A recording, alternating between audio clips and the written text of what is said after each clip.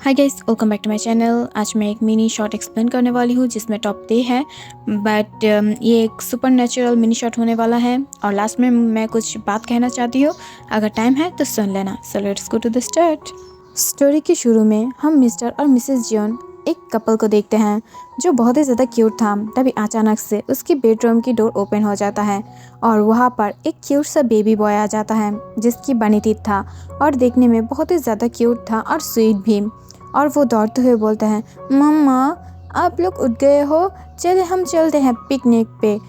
आपने बोला था ना जब बाबा आ जाएगा तब हम लोग पिकनिक पे चलेंगे, तो चले चलते हैं पिकनिक पर। तब यह सुनकर मिसेस जियोन स्माइल करने लगता है और वो लिटिल कुकी को हक करते हुए बोलता है, यस बेबी हम लोग ज़रूर जाएंगे। देखो तुम्हारे पापा भी अब रेडी होने वाला है, तो झटपट हम लोग रेडी होंगे और तुरंत चले जाएंगे, ओके। तब ये सुनकर जंकुक भी बोलता है, ओके मम्मा, और चलो चलते हैं। कुछ ही टाइम के बाद हम देख पाते हैं सारे लोग जो अपनी कार को लेकर वहाँ से निकल जाता है और बहुत ही ज़्यादा एंजॉय करने लगा था। पीछे जो कुकी बैठा हुआ था और वो अपने खिलौने से खेल रहा था। वो बहुत ही ज़्यादा छोटा है बट वो बहुत ही ज़्यादा स्मार्ट और इंटेलिजेंट भी है और उसे बहुत सारा एस्ट्रोनॉमिक चीज़ भी पसंद है। बट सामने उसके मॉम डैड बैठा हुआ था जो एक दूसरे की तरफ देखकर स्माइल कर रहा था। तभी अचानक से उन दोनों के सामने जो एक कार आ जाता है जो बहुत ही ज़्यादा बिग था और वो शायद ब्रेक फेल था। और तभी अचानक से जंकुक के डैड कुछ कर पाता उससे पहले ही वो कार जो कुछ ही सेकंड के अंदर जो जंकुक की कार था उसे धक्का दे देता है, जिसकी वजह से उस रोड से कार जो खिसक जाता है और वो तुरंत कार जो साइड में रखा हुआ कुछ पत्थर से टकराते हुए बहुत ही ज़्यादा बुरी तरीक़ों से टूट जाने लगता है। बट आफ्टर सम टाइम हम देख पाते हैं कि वहाँ पर कार में सिर्फ और सिर्फ जंकुक था और कार किसी पेड़ के साथ लटक रहा था। बट उस सामने की दो डोर बहुत ही ज़्यादा बुरी तरीके से ब्रोक किया हुआ था। इस वजह से सामने से जो मिस्टर जियोन और मिसेस जियोन था वो दोनों ही जो नीचे गिर गया था और उन लोगों की डेथ हो गया था। तभी हम अचानक से एक गॉड को देख पाते हैं जो ब्लैक क्लॉथ में था और उसकी फुल फेस जो कवर किया हुआ था, बट उसके हाथ में एक हथियार था जिस वजह से वो जो जंकुक की रूह को सोल को लेने आया था और उसके पास ऑलरेडी मिस्टर जियोन की और मिसेस जियोन की सोल था। और वो जब जो छोटू सा कुकी को देखता है तभी अचानक से वो शॉक हो जाता है और वो तुरंत अपने हाथों से हथियार को नीचे नमा देता है और वो उसकी मासूम चेहरे के ऊपर बहुत ही ज़्यादा बुरी तरीक़ों से घूरने लगता है। इसे देखकर धीरे धीरे जंकुक अपने आइज़ को ओपन करता है और वो अपने बेबी वॉइस में बोलता है, मम्मा, बाबा, मुझे दर्द हो रहा है, मम्मा। और ये बोलते हुए वो थोड़ा सा दर्द में कराने लगता है। तब ये देखकर डेथ ऑफ गॉड की दिल में थोड़ा सा राहत आता है।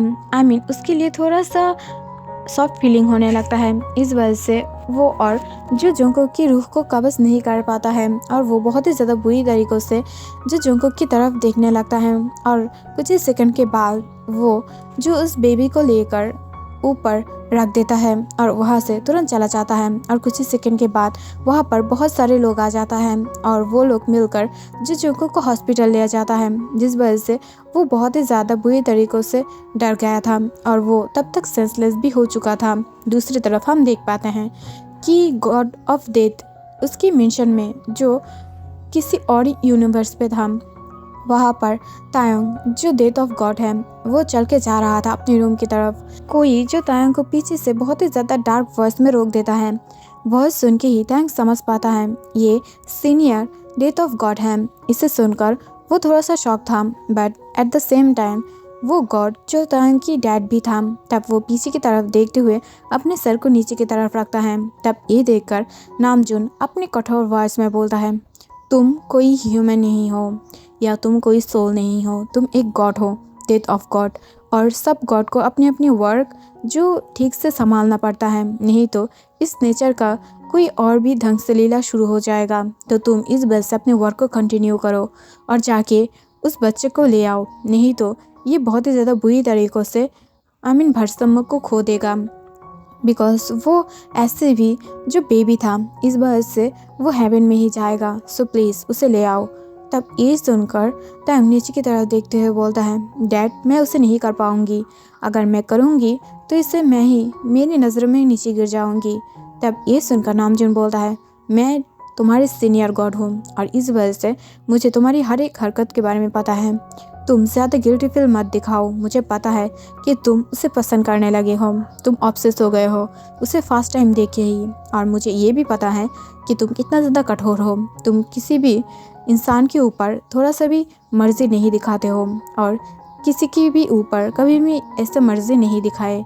सो फर्स्ट टाइम उसके ऊपर ही क्यों, ये मुझे भी पता है। जाओ अपने वर्क को कंप्लीट करो। तब ये सुनकर टाइम सेकेंड टाइम जो मना कर देता है। इसे सुनकर जो डेथ ऑफ गॉड के सीनियर गॉड था वो बहुत ही ज़्यादा गुस्सा हो जाता है और वो गुस्से में ग्रॉल करते हुए बोलता है, मैंने जो बोला है वो करो। अगर तुम ये नहीं कर सकते हो तो मैं जल्दी ही तुम्हारे लिए पनिशमेंट की इंतज़ाम करूँगी। तब ये सुनकर टैंग थोड़ा सा डर जाता है बिकॉज ऑब्वियसली वो एक सीनियर डेथ ऑफ गॉड था और उसकी बात मानना सब गॉड के लिए ऑब्वियसली ज़रूरी था। इस वजह से वो बहुत ही ज़्यादा डर जाता है, बट वो इसे साफ मना कर देता है और वो तुरंत अपने रूम में चला जाता है, जिसे देखकर वो सीनियर गॉड नामजून बहुत ही ज़्यादा शॉक हो जाता है कि उसके बातें भी कोई अनसुना कराया है। और ये देखकर वो शॉक होते हुए जो अपने रूम पर चला जाता है और वो उस बच्चे की सारी फाइल को बहुत ही ज़्यादा अच्छे से स्टडी करने लगता है। तब वो सारी चीज़ को देखकर नामजून बहुत ही ज़्यादा शॉक हो जाता है और वो अपने टेबल से दूर हटते हुए बोलता है, नहीं ऐसा नहीं हो सकता है, ऐसा कैसे हो सकता है।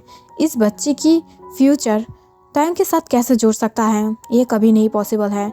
इसकी एंडिंग जो बहुत ही ज़्यादा बुरा होने वाला है, इसके परिणाम बहुत ही ज़्यादा बुरा होगा, ये मैं नहीं होने दे सकती हूँ। और ये वजह से वो बहुत ही ज़्यादा शॉक हो जाता है और वो तुरंत इस वजह से जो किसी और के साथ बात करने के लिए वहाँ से चला जाता है। ये और कोई नहीं, उसके खुद के हस्बैंड गॉड ऑफ नेचर हैं, उसके सामने चला जाता है। तब ये सारी बात सुनने के बाद उसकी जो हस्बैंड जिन है वो बहुत ही ज़्यादा शॉक हो जाता है, बट वो इसे अपने फेस पे एक्सप्लेन नहीं करता है और वो इजीली उसके साथ बोलता है, हाँ ये हो सकता है बिकॉज तुम एक बुराई हो और मैं अच्छाई हूँ और हम दोनों एक साथ है ना और सब कुछ ठीक है ना, ऐसे ही चलता है, अच्छाई और बुराई एक साथ ही चलता है, तो इसमें प्रॉब्लम क्या है। तब ये सुनकर नामजून शॉक होते हुए बोलता है, तुमने सारे वर्क को नहीं देखा है, तुम अगर सब कुछ देखोगे तो तुम भी समझ पाओगे कि ये बहुत ही ज़्यादा प्रॉब्लमेटिक होने वाला है और अगर सीनियर गॉड्स को ये पता चला तो ये और भी ज़्यादा बुरा होने वाला है। और तुमको पता है ना कि टाइम के पास इतना सारा पावर है कि वो कभी भी अपने रूप को और भी ज़्यादा भयंकर बना सकता है। Because of you and me, हम दोनों के पास अच्छाई और बुराई की पावर है और ये मिलकर ही सबसे बिग पावर यूनिवर्स में क्रिएट हो सकता है। और ये सारे बात सबको पता है। अगर हम लोगों ने टाइम को संभाल नहीं पाया, कंट्रोल नहीं कर पाया, तो ये हमारे लिए बहुत ही ज़्यादा बुरा होने वाला है। तो तुम इस वजह से प्लीज़ टाइम को समझाओ और उसे अपने वर्क को आज के अंदर ही ख़त्म करने बोलो, नहीं तो कल मुझे सबके सामने उसे पनिश करना पड़ेगा, नहीं तो उसे इसके लिए बहुत ही ज़्यादा बुरी तरीक़ों से सज़ा पाना पड़ेगा, प्लीज़ समझाओ। तब ये सुनकर जिन जो आरएम की तरफ देखते हुए बोलता है, मैं ये नहीं कर सकती हूँ, मैं गॉड ऑफ नेचर हूँ, मुझे सब कुछ आता है और जो नेचर में है उसे होने दो, ये नेचर की एक खेला है। सो प्लीज़ नेचर की गेम को नेचर को खेलने दो, जबकि नेचर ने खुद एक दूसरे को आमने सामने किया है। इसका कोई साधारण मतलब नहीं हो सकता है और ये भी अनकॉमन कुछ हो सकता है। सो प्लीज़ इसे अपने तरह चलने दो। तब ये सुनकर नामजून जो शॉक हो जाता है और वो जिन की तरफ देखते हुए बोलता है, तुम एक मॉम हो के ऐसे कैसे बोल सकते हो, इससे जो तायोंग है उसे बहुत ही ज़्यादा प्रॉब्लम होगा फ्यूचर में। और अगर ये जो भी अच्छे से चल रहा है वो अगर चला तो बहुत ही ज़्यादा जल्दी जो तायोंग की लाइफ खतरे में आ जाएगा। तब ये सुनकर जिन जो नीचे की तरफ देखता है और वो जो नामजून को उसकी तरफ देखते हुए फिर से बोलता है, जो होना है उसे होने दो, हम लोग किसी को भी अपने रास्ते से नहीं हटा सकते हैं, जो भी है वो सब मेन गॉड की सब कुछ है और मैं यहाँ पर कुछ भी नहीं कर सकती हूँ। हम लोग मेन गॉड्स नहीं हैं, हम लोगों को अपने अपने वर्क पे ध्यान देना चाहिए। और ये बोलते हुए जिन वहाँ से रोते हुए चला जाता है। नामजून भी समझ पाता है कि वो क्या कर रहा है और वो ऐसे ही इस बात को जाने देता है। दूसरी तरफ हम देख पाते हैं कि तायोंग अपनी मिशन में महल में बैठकर जो हर वक्त ही जंगकुक के बारे में सोच रहा था और वो कैसा है और कहाँ है ये बारे में बहुत ही ज़्यादा बुरी तरीक़ों से सोच रहा था। और वो उस बारे में बार बार याद करने की वजह से वो उसे देखने की भी बहुत ही ज़्यादा ट्राई कर रहा था। तभी अचानक से उसके रूम पर नामजून आ जाता है और नामजून लास्ट की तरह उसके साथ बात करता है और उसे वार्निंग देता है। बट तायोंग इसे फिर भी नाकाज कर देता है और उस बारे में कोई भी चिंता अपने सर पे नहीं लाता है। और हम देखते हैं नेक्स्ट डे जब सब बिग गॉड के सामने वो सब लोग खड़ा हुआ था। जब मेन गॉड तायोंग से पूछता है तुमने क्यों उसकी जान नहीं लिया, उसकी सोल को तुम्हें लेना पड़ेगा और तुम अपने वर्क से बाहर नहीं आ सकते हो। तब ये सुनकर तायोंग शॉक हो जाता है बट वो नीचे की तरफ देखते हुए बोलता है मैं ऐसा नहीं कर सकती हूँ और अगर वो जीना चाहता है तो उसे जीने दो, मैंने उसकी आंखों में जीने की चाहत देखा है तो उसे जीने दो। तब ये सुनकर गॉड गुस्सा हो जाता है और उसकी तरफ घूर कर देखते हुए बोलता है तुम क्या चाहते हो। तब ये सुनकर तायोंग स्ट्रेट फॉरवर्ड बोलता है मैं उससे प्यार करती हूँ, मुझे पहली नज़र में ही उसके साथ प्यार हो गया है। तब ये सुनकर वो गॉड जो शॉक हो जाता है और वो तुरंत तायोंग की तरफ देखते हुए उसे शार्प देख रहा है कि तब तक तुम इस कगार से बाहर नहीं आ सकते हो जब तक वो खुद तुम्हें याद ना करे और मैं खुद उसके सारे मेमोरी को डिलीट कर रही हूँ और वो जब तक तुम्हारे साथ आने की ट्राई नहीं करेगा तुम तब तक उसकी लाइफ में नहीं जा सकते हो वापस और अपने मॉम डैड के पास भी नहीं, तुम सिर्फ उसके साथ ड्रीम में बात कर सकते हो। और ये बोलते ही तुरंत जो तायोंग की हाथ पर लोहे की जंजीर आ जाता है और वो अचानक से ही बहुत ही ज़्यादा छोटा हो जाता है जिसे देखकर सब लोग शॉक हो जाता है और नामजून जो वहाँ पर स्ट्रेट फॉरवर्ड खड़ा हुआ था उसकी आंखों से आंसू आने लगता है। और दूसरी तरफ हम देख पाते हैं कि जंगकुक जो सारा कुछ भूल चुका था और उसने जो तायोंग को देखा था लास्ट बार की तरह वो भूल चुका था। और वो जब हॉस्पिटल में अपने आइज़ को ओपन करता है तब वो देख पाता है कि वहाँ पर उसकी आंट और उसकी एक लिटिल ब्रदर था जो था जिमिन और वो दोनों ही जिमिन के साथ उसके और एक कज़िन था योंगी और वो दोनों ही जो बहुत ही ज़्यादा बुरी तरीक़ों से जंगकुक की तरफ घूर रहा था।